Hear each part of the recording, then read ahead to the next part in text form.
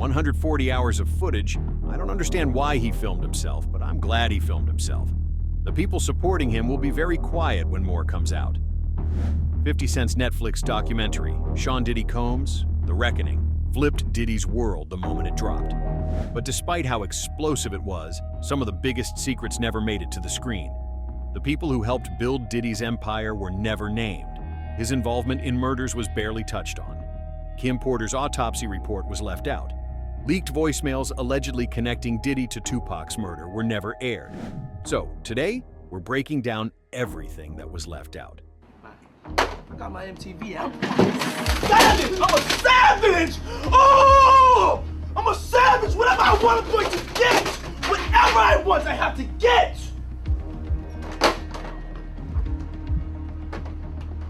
Yes! On December 27, 1999, Diddy and Jennifer Lopez were celebrating at Club New York in Times Square when a confrontation occurred between Diddy and a man named Matthew Scar Allen. Witnesses claimed that Allen or one of his associates threw a stack of money in Combs' face, after which Diddy became violent. At this point, Diddy allegedly pulled a gun and shot a woman, Natanya Rubin, in the face. Charges and allegations against me are 100% false, and I feel confident that in the next couple of days that I'll be vindicated and everything will be all right. Words of confidence from rap star Sean Puffy Combs, made after he posted $100,000 bail on 3 counts of weapons charges. Combs' latest run-in with the law started at Times Square's Club New York, just after 2 o'clock Monday morning. Based on an eyewitness account, prosecutors say Combs, partying with girlfriend and actress Jennifer Lopez, got into an argument with someone. That person reportedly then threw a stack of money in Combs' face. Prosecutors then say one of Combs' associates, 19-year-old Jamal Barrow, also known as the rapper Shined, opened fire, while Combs reportedly pulled out a pistol of his own.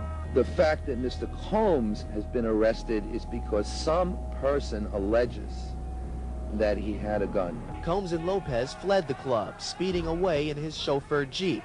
3 people inside the club were injured, 2 of them critically, including a young woman with a bullet lodged in her cheek.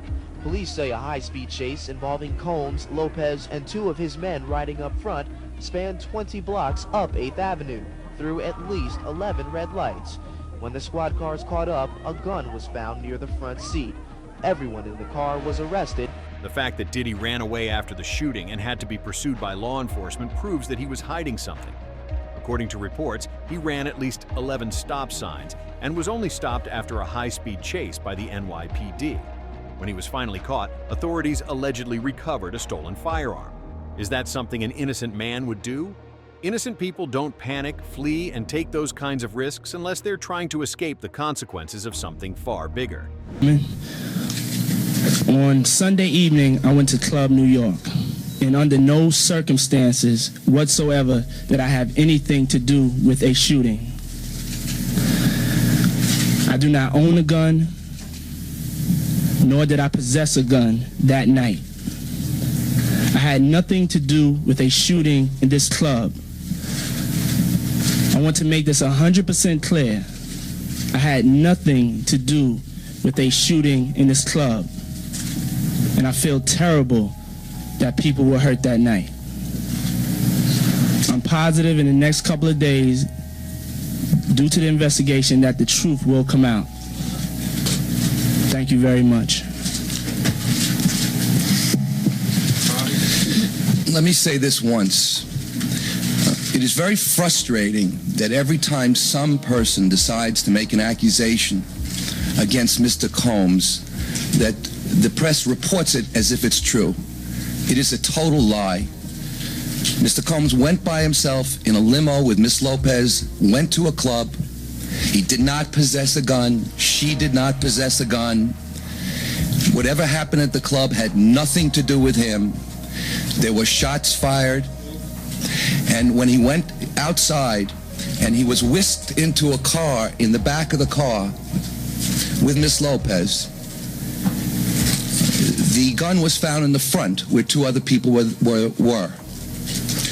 Now, the reason Miss Lopez was dismissed is because if you or I went into a car and sat in the back seat and a gun was found in the front, our cases would be dismissed. The reason Mr. Combs' case was not dismissed is a simple one, because every time someone lies, you all take it as true. He had nothing to do with this. Diddy's lawyers denied that Diddy was ever involved in the shooting, and that it was just a coincidence that the vehicle he was using to run away from the police had a stolen gun inside. Keep in mind that more than a dozen people from inside the club, including the woman who was shot, all said that Diddy was involved.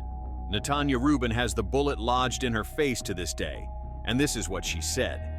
There's no doubt in my mind who shot me. You have said since really right after the shooting that it was P. Diddy who shot you. I was standing by the front door. I watched the entire thing out.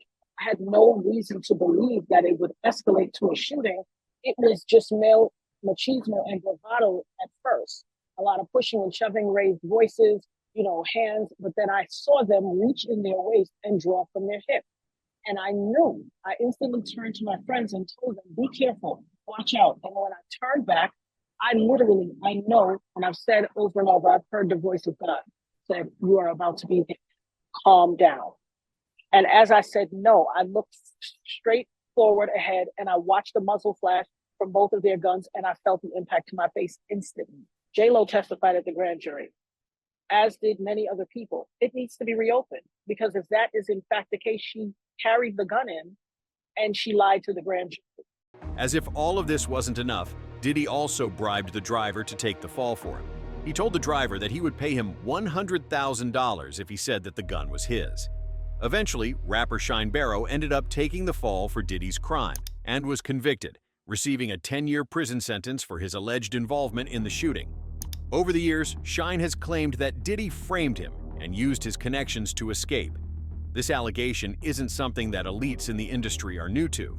Diddy, J-Lo, Jay-Z, and Beyonce have all been involved in trials throughout their careers with direct physical evidence tying them to the crimes, but they've never been indicted until now. Jennifer knew nothing, had nothing really to do with any shooting. She certainly had nothing to do with any gun. And we were confident that if they did do the kind of investigation they did, that would be the end of it. And sure enough, that's what. And it wasn't just Diddy who was committing crimes. That same year, just weeks before Diddy shot someone in the face, guess who else was involved in an attempted murder? Jay-Z. A top rap star is busted. Jay-Z turned himself in tonight, and the cops started working on his rap sheet, accusing him of a stabbing at a trendy party. Kimberly Richardson is at Midtown South right now. Kimberly. Well, Rosanna, just a few hours ago, police here at Midtown South arrested Sean Carter, better known as Jay-Z. The rap star voluntarily turned himself in here at the precinct earlier this evening. Now, Carter is being held here in connection with that stabbing fight that erupted at the Kit Kat Club last night. But just a few moments ago, Carter's attorney had this to say. He's not involved in this, period. He was at the club? That's my only comment. He wasn't involved in this. So it was someone else that did the stabbing and the hitting? I didn't say that. I said he was not involved in it. Now, Slovis goes on to say that at no time was Jay-Z hiding from the police, that they were in touch with cops all day and that they're trying to resolve this as gentlemen. If he wasn't involved, then why is he turning himself in? Like, learn to lie first. Now here's how it really went down. On December 1st, 1999, record executive Lanson Rivera was at the Kit Kat Club in Manhattan during a record release party for rapper Q-Tip's solo debut, Amplified. According to witness accounts and police reports, Jay-Z approached Rivera, and as revenge for leaking his upcoming album, Volume 3, Life and Times of S. Carter, stabbed Rivera in the stomach and back with a 5-inch blade. I have my faults. You know, I'm not a perfect person. Rap star Jay-Z spoke with Fox 5 exclusively just a few weeks ago during a photo shoot for the cover of January's issue of Source magazine. I don't want people to think that it's just everything is bounce, or can I get a hard knock life, you know what I mean? I have my dark days also, you know. Detectives in Midtown say that last night allegedly was one of his darkest. Cops say the hip-hop star was fingered in a stabbing inside a packed nightclub. Just about 11:30 last night when rap star Jay-Z, surrounded by his usual entourage, strolled into the Kit Kat Club here on West 43rd Street. Once inside, he had a confrontation with record producer Lance Rivera. Cops say the argument heated up during a party celebrating a new release by rapper Q-Tip. Jay-Z and his crew surrounded the 33-year-old Rivera and his 29-year-old brother Corey. Witnesses say that Jay-Z allegedly plunged a knife into Rivera's stomach and smashed a bottle over his brother's head before running out of the club. I'd like to talk to you about what happened here last night. Delgado knows all too well, and he still sports the scar to prove it.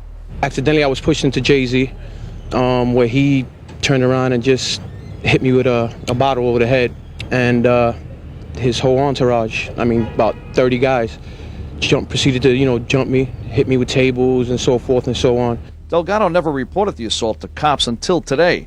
Now he's sorry. He's just a punk, man, and it did not surprise me when I heard it this morning. I was like, wow, another one. Had I stepped up in '98 when he did this to me, On wouldn't have gone through what he went through last night. Yeah, he does have to serve some time to humble him. And just like Diddy, Jay-Z got away with it completely. No consequences, like it never happened. Jay-Z doesn't even regret the stabbing, and instead called it one of the greatest moments in his life. At this point, he's just rubbing it in everyone's faces that he can get away with everything. Interestingly, Jay-Z said something strange during an interview about the stabbing. He said that this stabbing taught him that he needed to be careful, more cautious. You had an incident with Rivera, where you pled guilty to charges of, I don't remember exactly the charges, assault with a deadly weapon? They would have never let me be out here with you if that was the case. You stabbed him. Okay, all right. Do you feel like that was a mistake in hindsight? I believe that was the greatest thing ever. This is gonna sound crazy, but I believe that helped me. You know what I'm saying? Because that put the brakes on everything. That let me know that no matter how successful you are and how much you're on your road, it can all stop. You know what I'm saying? At the end of the day, you still kid from Marcy Projects, and not everybody they waiting for you to mess up. You know what I'm saying? Like it's just go ahead. You know what I'm saying? We let you just go ahead and self-destruct yourself. You know what I'm saying? But that right there was a moment I was like, okay. And I'm glad it didn't have to take for me to be in jail for like 7 years to be like, damn. You know what I'm saying? Now, why is this important? Well, Diddy never learned to stay quiet. Jay-Z realized that he could do whatever he wanted as long as he did it from the shadows. This is the difference between Jay-Z and Diddy. Jay-Z is smarter, and he's more cautious. Gene Deal and even 50 Cent have all alleged that Jay-Z is even more dangerous than Diddy. That the people in power had gave that reign to Diddy, and Jay was next in line. So to separate him, when in fact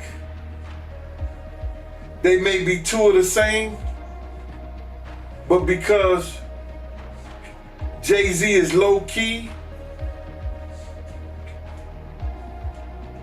that low-key sneaky shit, and Diddy is and was rambunctious, just out with it.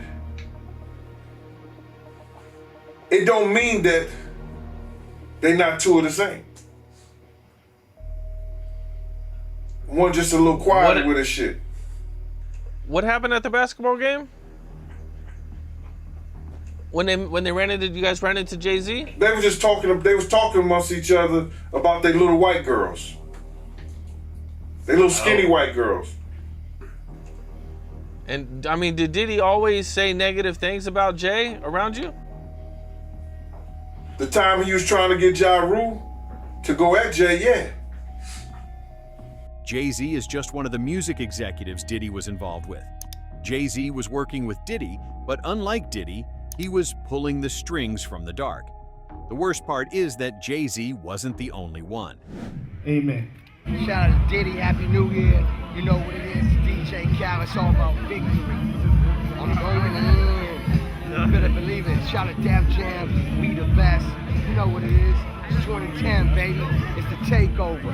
I'm going in. Happy New Year to the whole planet. God is the greatest. Real talk. And I mean, if there's anything that somebody can say better than that, I'm all ears. But with that being said, continuous blessings to the whole entire universe. Let's do it way big. I want to give a shout out to my brothers that have been inspiring me and been my friends for a long time. One of my best friends in the whole world, Busta Rhymes in the house. You know what I'm saying? He's been my friend for a long time, ever since I was like 12 years old. Just to give you a sense of how powerful Diddy's network actually was, Diddy has been close friends with multiple U.S. presidents. Obama, Bill Clinton, and even Trump were all friends with Diddy and have been photographed at his parties. Why was Diddy so close to some of the most powerful people in America? These are the questions no one is asking. I want to apologize for not sweating, but I do this so much. I'm so cool. I just want y'all to see everybody I'm interviewing is sweating. I'm not even touching my brow. I'm so cool, and I want to apologize. I ain't trying to make you look bad or nothing like that, but I'm just so cool. He wearing a t-shirt. I tell you, if he was wearing one of those fancy designer clothes he's designing, he'd be sweating just like me. The guy's good. The guy's good, y'all. Let's give it up for him. I appreciate you guys. Pete. I love Diddy. You know, he's a good friend of mine. He's a good guy. Donald Trump's past comments about Sean Diddy Combs are getting new attention. A clip of the former president praising the hip-hop mogul on a 2012 episode of The Celebrity Apprentice has resurfaced in the wake of Diddy's bombshell arrest and indictment on sex trafficking charges. Season 5 contestant Aubrey O'Day touted her time working with Diddy in the 2000s girl group Danity Kane as having prepared her for the business world, prompting Trump to defend the artist and entrepreneur when Aubrey didn't want to discuss the matter further. I am a very strict and focused businesswoman because working for Diddy for 6 years trained me to have to be perfect. Working for Diddy? Absolutely. I love Diddy. You know, he's a good friend of mine. He's a good guy. He expects... Is he a good guy? I don't want to answer that question. Oh, wow. I think he's a good guy. I'm going to stick up for him. Trump and wife Melania have been photographed with Diddy at multiple high-profile events over the years. Diddy previously complimented Trump in a 2015 interview with the Washington Post amid the politician's first presidential bid, saying at the time, "Donald Trump is a friend of mine and he works very hard." We even have footage from inside Diddy's parties that shows celebrities like Usher, Kevin Hart, and unfortunately even Justin Bieber all partying together surrounded by hookers. When this footage first came out, Kevin Hart was worried. He had every reason to be. Just look at the woman behind him in this video. Everybody moves out, you know, just me and the lady. This is my scene. I'm used to this type of thing. You know, doing what I do best. Oh, shit! Oh, did the camera catch that? Got the camera! Got the camera! All right, okay. First of all, I know it looks bad with me running into the camera, okay? It was Puffy's party. He's called me, said, "Kev, can you host a party with me?" I said, "Yeah, dude." I said, "I'll do it." He said, "Look, we creating this little sexy scene in the bathroom." I was like, "Oh, that's gonna be hot." I'm promoting the party. I'm like, "Yeah, man, this is a nice event. You see, we up here in the tub." First of all, if somebody's hair is on fire, it's a panic. Yo, your hair. It should be crazy. This is all I heard. I heard, "Yo, your hair's on fire." I turned around, I saw it, I was like, "Oh!" Come here, don't sit on the bed at night, no homo, no, just don't get close to the bed. Don't get close, but it's just like, yo, we want to thank you for hosting the thing, man, it's been a pleasure. You didn't have to do it and you did it. No, I definitely didn't have to do it. I definitely didn't have to. First and foremost, I'm not getting in the bed. You know, shout out to him and what he did. I'm just gonna, if we can, let's just put the camera a little this way, just so we're not, I don't want my shot to even, like, I don't want it to come close to the bed. At all. Brother right here from day one, we used to wake up and, damn, pause, but like, check this out. Back in the days when he was like 10 and I was a little bit older, his older brother, we used to fight over the Frosted Flakes, you know what I'm saying, before pause was invented, you know what I'm saying? But it's my brother for real. We used to actually wrestle off of the Frosted Flakes because he used to always get up early with me. Now he's one of the richest stars in the world. And What the fuck did Puff just say? Nobody's gonna acknowledge this but me. Puff just said we used to wrestle over the Frosted Flakes, and we're streaming. The more you peel back the layers, the crazier it gets. How was this even allowed to go on for so long? Diddy wasn't even trying to hide it. He would go on national TV and tell everyone that he was locking women up. At the same time, videos like this were coming out that showed women drugged out of their minds. You're telling me no one thought it was suspicious that a guy suspected of shooting a woman in the head was locking women up and calling it a party? We go way back. Way back. But check this out. When was that, by the way? We'll get to that later. All right. Okay. Now, we need alcohols. Right. Alcohols. Right. Not just one alcohol. Alcohols. Right. Just different Plurals. blend. You need Blends. the ladies. You need the booze. You need some water. For watering plants? No. What? No. I don't know if guys have noticed this. Like a lot of ladies drink water at parties. They Right. just, so you have. If you don't have what they need, they're gonna leave. Right. Got to right. keep them there. Right. You need locks on the doors. Okay, this is sounding kind of dangerous now. It's a little kinky, but yeah. rock with me. But just check it out. You need a lot of heat. A lot of heat. Yeah. Heat. You mean that physically the place has to be hot? You don't have no air conditioning. No air conditioning. No. Why is that? Heat affects the alcohol, and it also affects, like, everybody gets a little bit more comfortable and loose. Builds up a nice little sweat. That just sounds disgusting. What are you talking? Depends on the way you look at it. Depends. Oh, people start getting it gets kind of sexy. Is that what you're saying? Yeah, you sexy. New word for you. Yeah.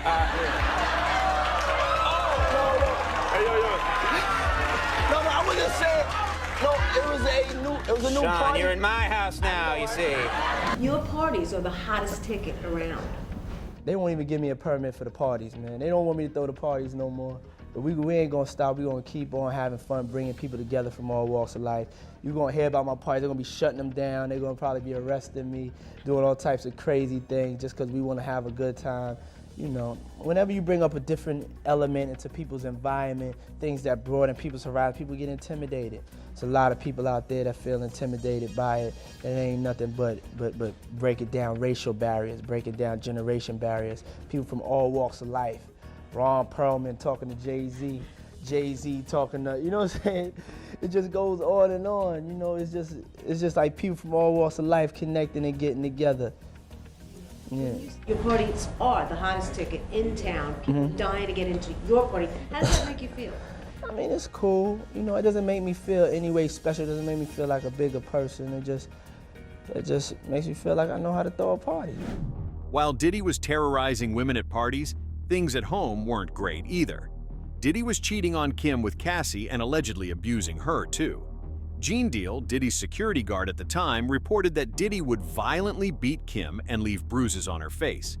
Then, out of nowhere, in November of 2018, Kim Porter died in her sleep. She was 47 at the time. He just really started breaking down, the exterior of any shell that I put up. From the top of the year, I was going through a real dark time, and I was really depressed. And I don't know why. I don't know. I could have been because I was getting older and I didn't know. I just went through a dark, dark time. And she would come over and make sure.